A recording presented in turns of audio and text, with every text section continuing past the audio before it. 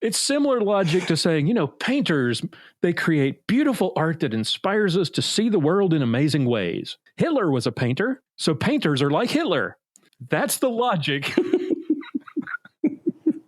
That's the same kind of logic that's being employed here.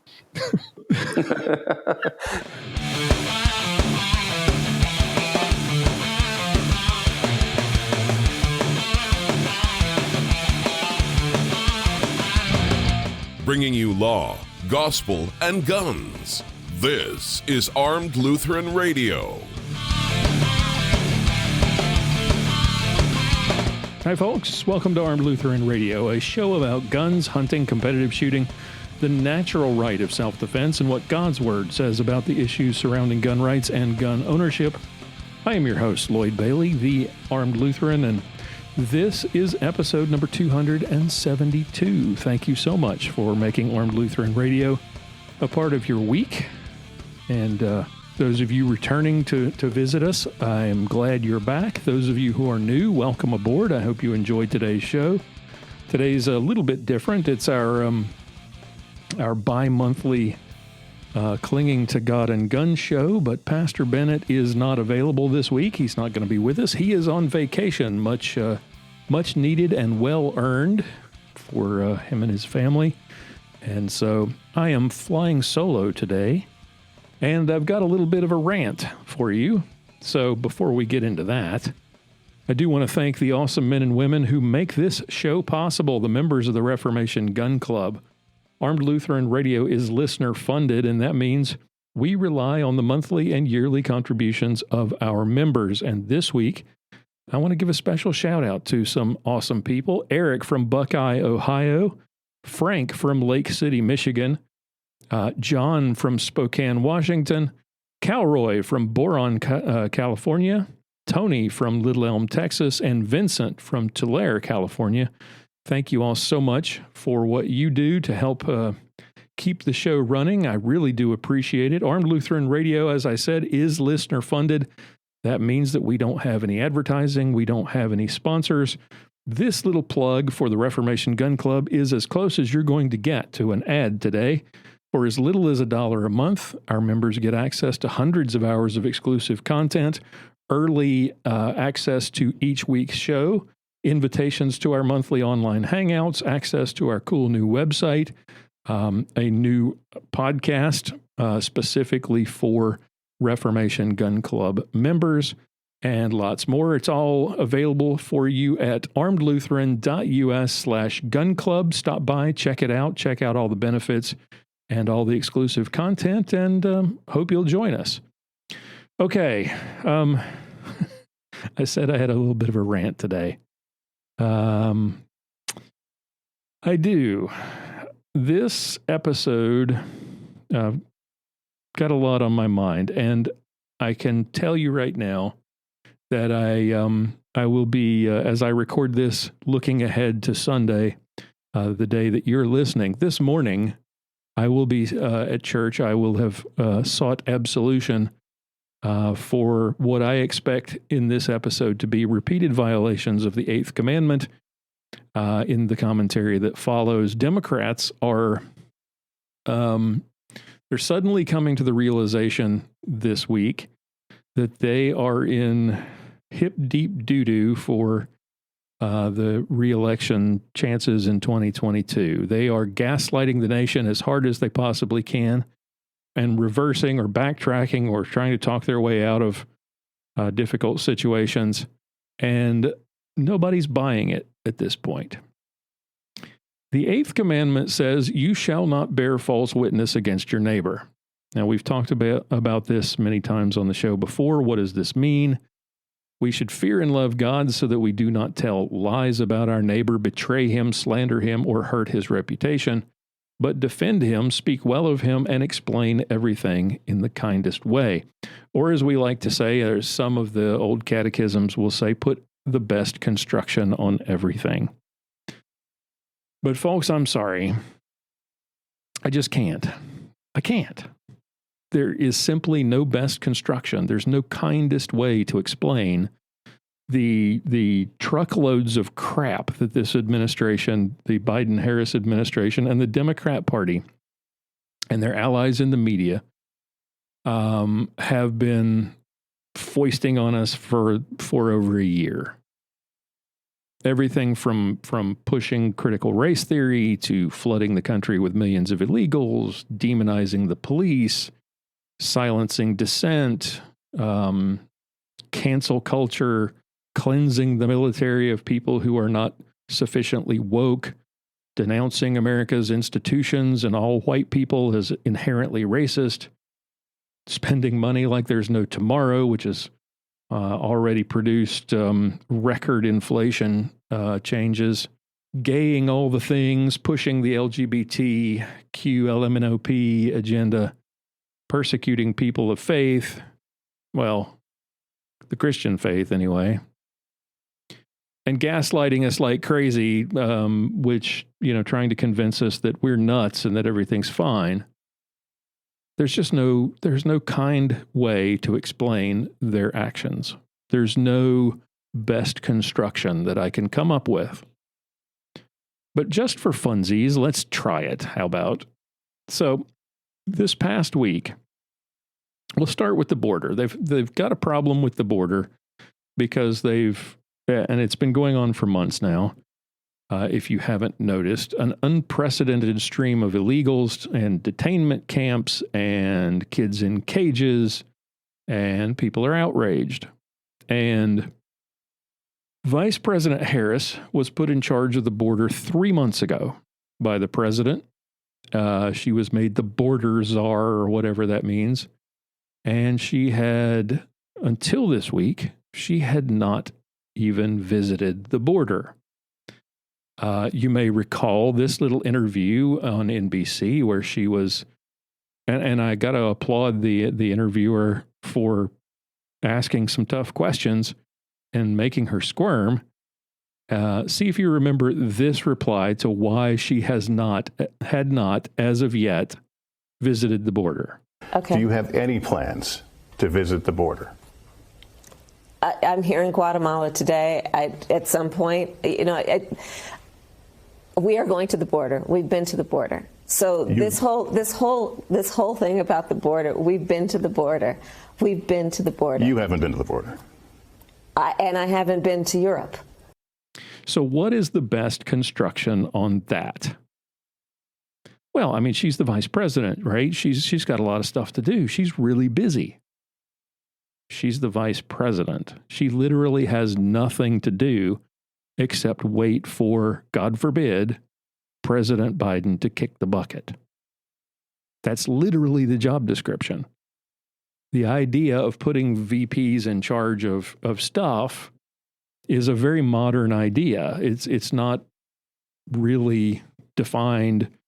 There's not a defined job for the vice president except to sit around and wait and hope the president doesn't die. So no, there's no best construction on this. She just didn't want to go down there and be photographed in the camps where kids are being held in cages after spending years denouncing the Trump administration for doing the same thing. You can't downplay a crisis. You can't gaslight people and convince them that there's nothing wrong if there are photos of you standing in the middle of it.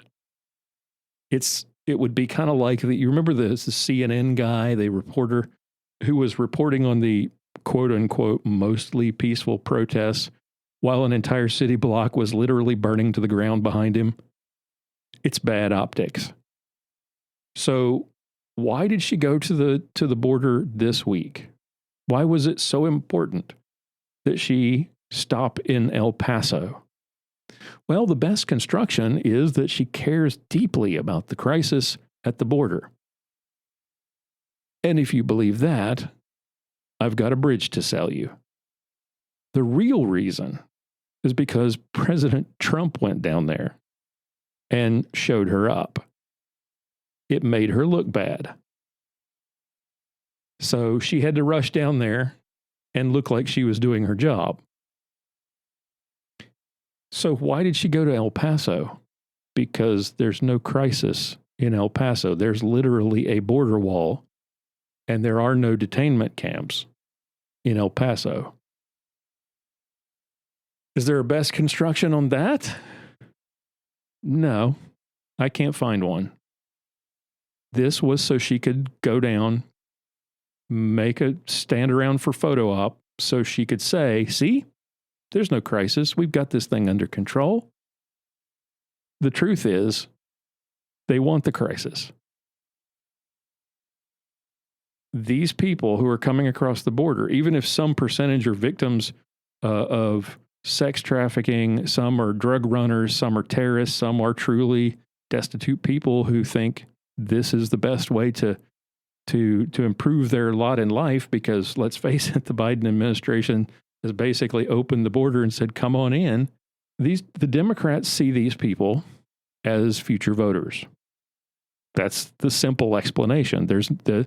That's why we have the border crisis. They want ultimately to overwhelm this country to the point that we ultimately throw up our hands and we say, well, there's just too many of them here, and they've got families, and it would be heartless to deport them and send them back and break up families. It's not the caring and loving thing to do.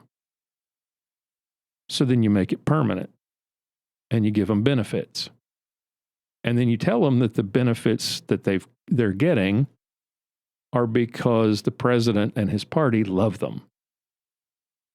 And Republicans are nasty racists who hate them and want to send them back. Then, because after they've been here a while, it would be unfair to have them living here legally and not be able to vote, so you give them a say in the country's elections. This is generational election fixing. It's the long game. Mail-in ballots and ballot harvesting and dead people voting and tampering with the precincts here and there, that's chump change. You want to make sure Democrats are in power for generations, you flood the country with illegals and make them voters. That's all there is to it. There's no best construction there. Now, we've also seen school boards around the country getting shellacked. And this is actually good to see, but what's led to this is not good. These school boards are just getting torched by, not literally torched, but bombarded, not literally, by pissed off students and angry parents for pushing transgender nonsense and Marxist racial theories, namely critical race theory, CRT. Now, why are these school boards mandating critical race theory? What's the best construction there?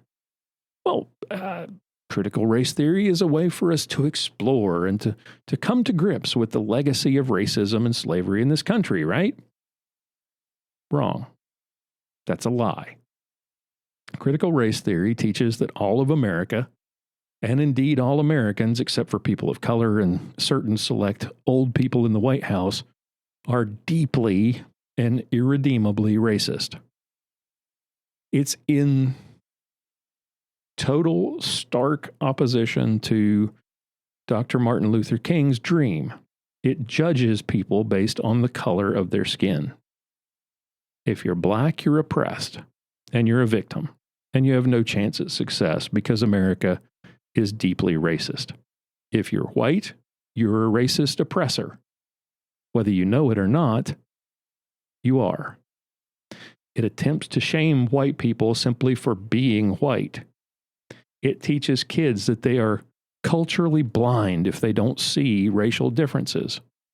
Isn't that exactly the opposite of what Dr. King taught? Of what he dreamed about?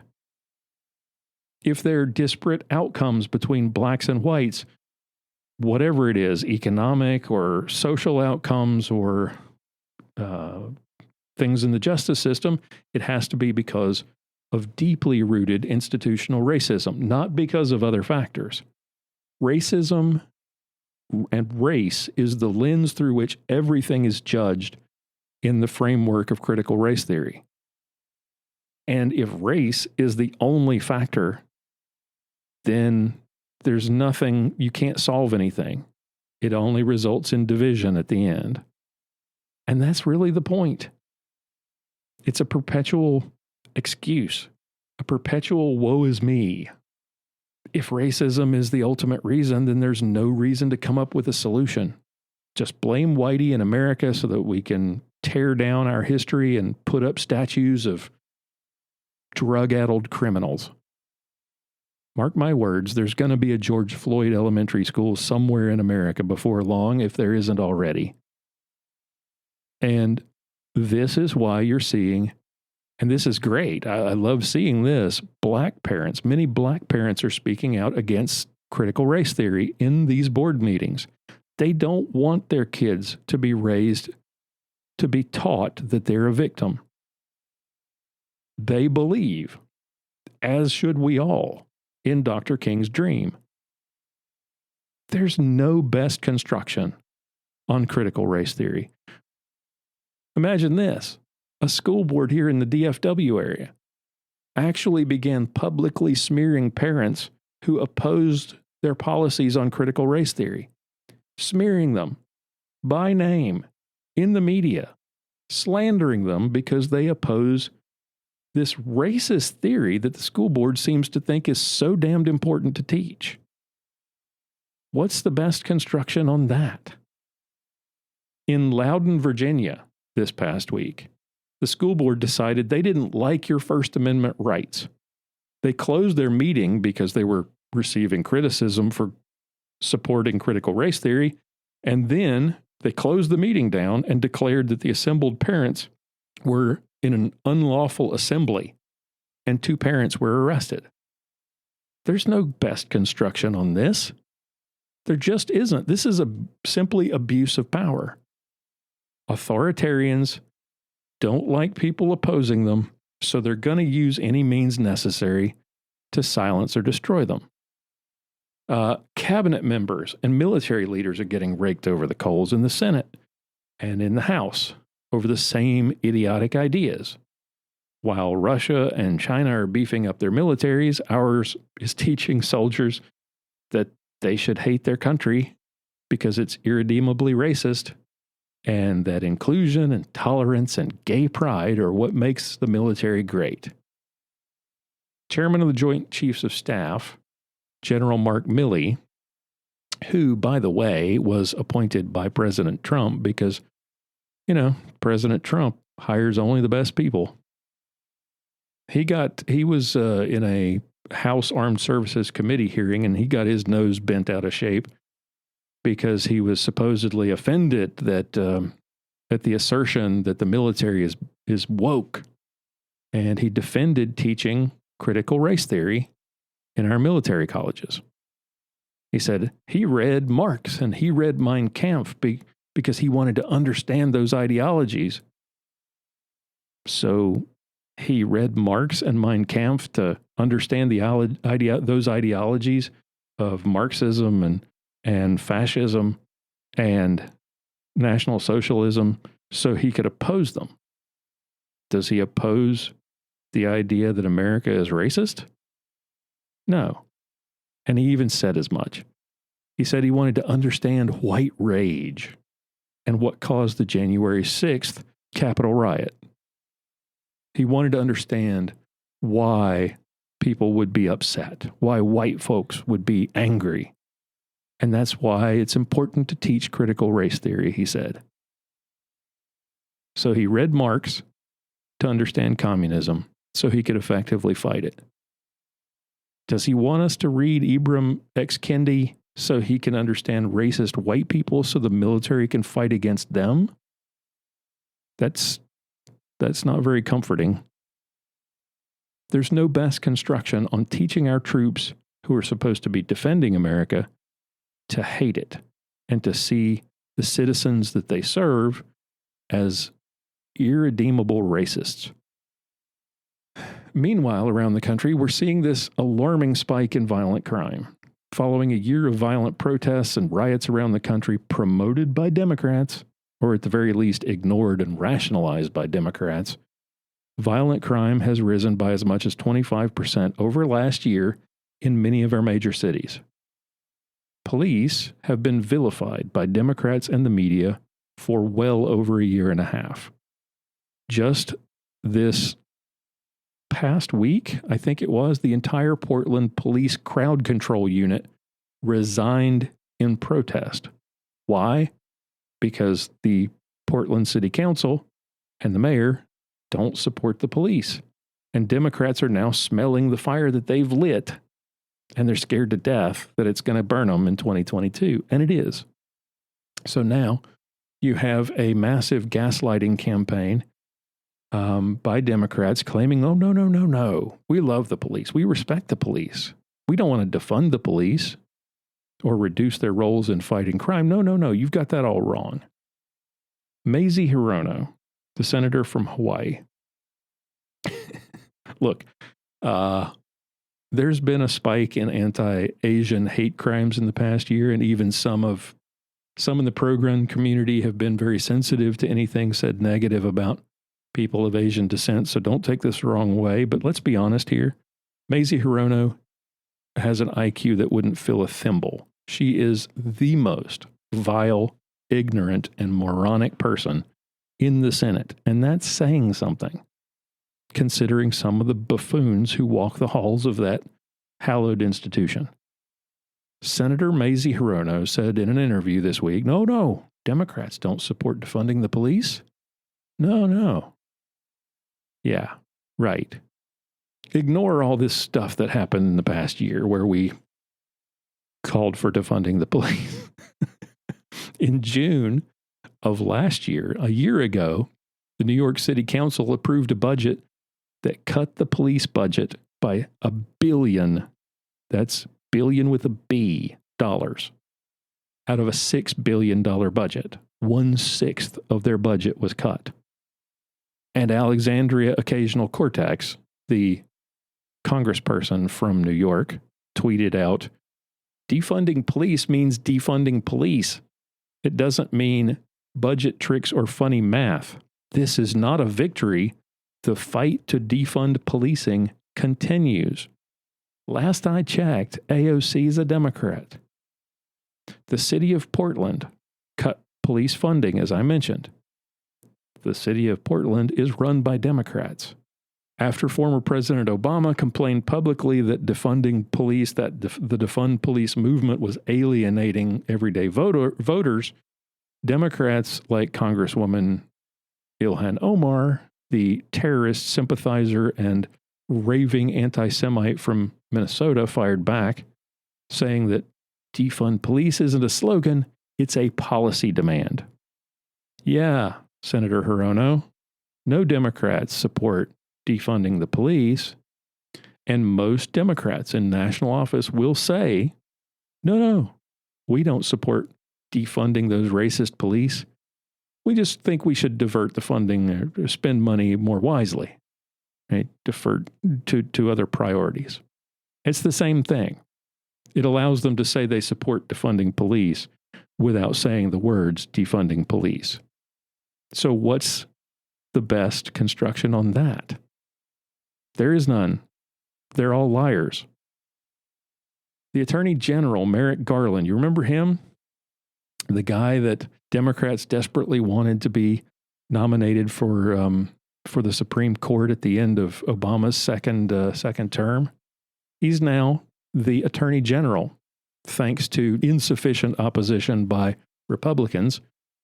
He announced last week that the greatest threat to the nation, the greatest threat, not drug cartels or gangs or ISIS, not even climate change, is this. During President Biden's first week in office, he directed the administration to undertake an assessment of the domestic terrorism threat and then to use that assessment to develop the national strategy being released today. The two most lethal elements of the domestic violence extremist threat are racially or ethnically motivated violent extremists and militia violent extremists. Really? White supremacist terrorism. And how do you define that? Well, that's why you need critical race theory, because it tells us how to define that. Critical race theory tells us that all whites are racists. So we're all white supremacists at heart. So if you fly a Gadsden flag, or you question the elections, or you vote for Trump, or you believe the crazy notion that the Second Amendment is about defense against tyranny, you're the greatest threat to America. There's no best construction to put on this. So now we come to the President of the United States, barely cogent at this point, rambling, not sure entirely where he is, fighting with the teleprompter because he can't keep up. He made a rambling speech this week about combating the rise in violent crime around the country. See, they now know that the crime issue is going to bite them in 2022. So it's time to do something. It's time to step up and make a stand, get something done. And what's the answer? What do you think? I'll give you 3 guesses. None of them are actually fighting crime. That means Congress passing sensible gun prevention, violence prevention initiatives is worried. It makes sense. Background checks, ban on assault weapons. Ah, yes, good old gun control. Same old, tired, worn out policy ideas.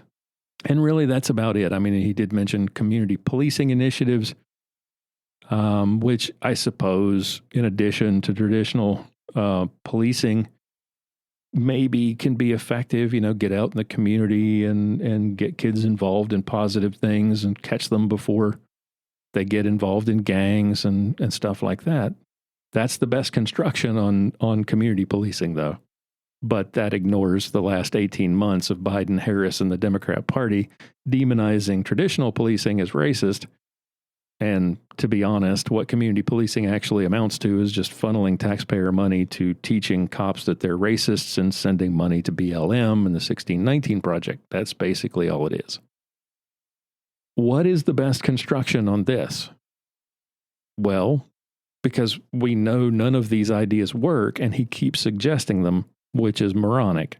So is that the best construction, that he's just a stupid person?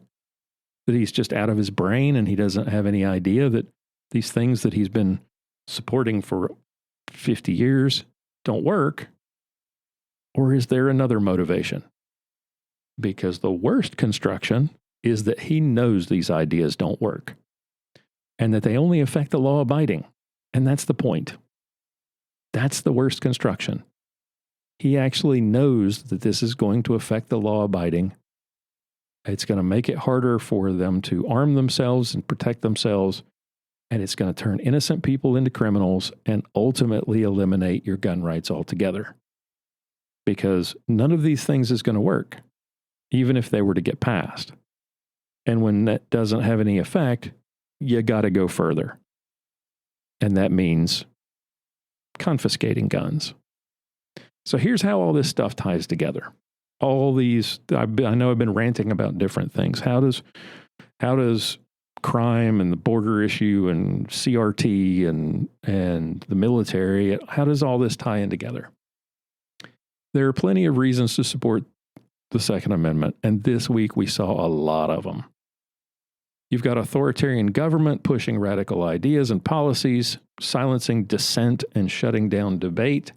You've got a military that's cleansing its ranks of wrongthink and brainwashing its soldiers to see everyday Americans and America in general as racist and evil. You have a military that's simultaneously working to wokeify itself, celebrating wokeness and weakness and deviancy rather than toughness and traditional patriotism. And at the same time, our enemies are emboldened. Rising crime that politicians refuse to address and police are prevented from handling. And now a federal law enforcement agency focusing on you, dissenters. And then there's this. Those who say the blood of patriots, and all the stuff about how we're going to have to move against the government. Well, the tree of liberty is not water with the blood of patriots. What's happened is that there never been, if you wanted to think you need to have weapons to take on the government, you need F-15s and maybe some nuclear weapons. If you don't own a gun and never really thought about owning one, this statement and everything that happened in the past week should really make you want to jump up, run to the gun store, and buy as many as you can get your hands on. The President of the United States glibly suggested that those musty old sentiments from the Declaration of Independence, you remember those? The ones about throwing off oppressive government, when in the course of human events it becomes necessary for one people to dissolve the political bands which have connected them with another. Those immortal words from our Declaration of Independence, you remember those from civics class? Do they even teach civics class anymore? Probably not. Well, your right to stand up to an oppressive government, that right that the founders established in our founding documents because they did it, they actually stood up to an oppressive government, that doesn't matter anymore because the government has nukes. Is that really how this works, Mr. President? Really? You peons, sit down, be quiet, stop asking questions, wear your mask, get vaxxed, show us your papers, give us your guns, you bunch of racists, or we'll bomb your cities. Well, not cities. That's where their voters are. We'll bomb your suburbs, your farms, your ranches, your towns. This lame brain and his party think democracy was on the verge of being lost because of some unarmed lunatics in face paint and MAGA hats on January 6th. At the same time, you having a rifle is not enough to stop the government because the government has nukes. And at the same time, nobody needs rifles because they're weapons of war and they're dangerous. The logical inconsistency of those three positions simultaneously held by Democrats is astounding. But I digress. And you may laugh off this idiotic quip by the president about F-15s and nukes, because if push comes to shove, right, this is what we've been telling ourselves.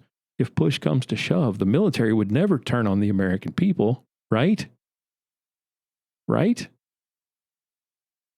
Tell me I'm right. I'm pretty sure that the Russian people and Vietnamese and the Chinese and Cambodians and Germans thought the same thing at one point as well. The rulers of those nations at various times successfully convinced their citizens that some of their fellow citizens, their neighbors, were the dreaded other, subversives, traitors, a danger to the nation, enemies of the revolution, enemies of the state. And they used their military and police powers against their own citizens while their neighbors watched on in horror or went along with it. The Biden-Harris administration is busy wokeifying the military and cleansing it of people with traditional views of country and patriotism. They're busy othering people who disagree with them. They want to disarm them, not for their safety, not for your safety, because if they wanted to protect you, you think they disarmed the criminals. But no, it's you, the everyday American gun owner, that is the problem. It's you and your darn guns. Because you don't need 30 or 50 or 100 rounds to hunt a deer. And sadly, I honestly believe that if asked to drop a bomb on a rural American town because they were told that the inhabitants of that town were racists or white supremacists or militiamen or Proud Boys or Trump voters or conservatives or Christians, I honestly believe there's a certain segment of America that would happily push the button. I have no doubt at all. And those are the kind of people that the military and our intelligence services are actively trying to recruit. As I recite this rant, some of you will quote Romans 13 and say, we're supposed to submit ourselves to the governing authorities. This is what St. Paul tells us. This is what the Bible teaches us. But submission must be for the sake of the gospel, not just because some socialist wants to run your life. President Biden-Harris half repeated this quote. You heard it just a moment ago about the blood of patriots. You might do well to remember that was written by one of the founders, Thomas Jefferson. And that's not all he wrote. That's only part of the quote. The tree of liberty, Jefferson wrote, must be refreshed from time to time not only with the blood of patriots, but also with the blood of tyrants. Are we headed that direction? Is there a best construction to put on the mess this nation is in? Let me know your thoughts. Visit our feedback page. Leave us a comment. armedlutheran.us/feedback. I'd love to hear your thoughts on this issue. All right, that's enough ranting from me today. Next week, we'll have another of our variety shows with content from the entire cast, including Pastor Bennett. I have a pontification that he left me right before he went on vacation. And we've got new tips from Sergeant Bill and from Mia Anstein. So look forward to that next week in episode 273. Until I talk to you again next week, keep shooting, keep praying. We'll talk to you next time.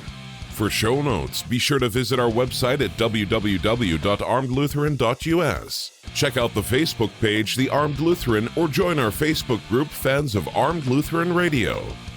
If you like what you hear, please leave us a comment on our feedback page at armedlutheran.us/feedback or a review on iTunes and let us know what you think. Thank you for listening to Armed Lutheran Radio, a member of the Self-Defense Radio Network.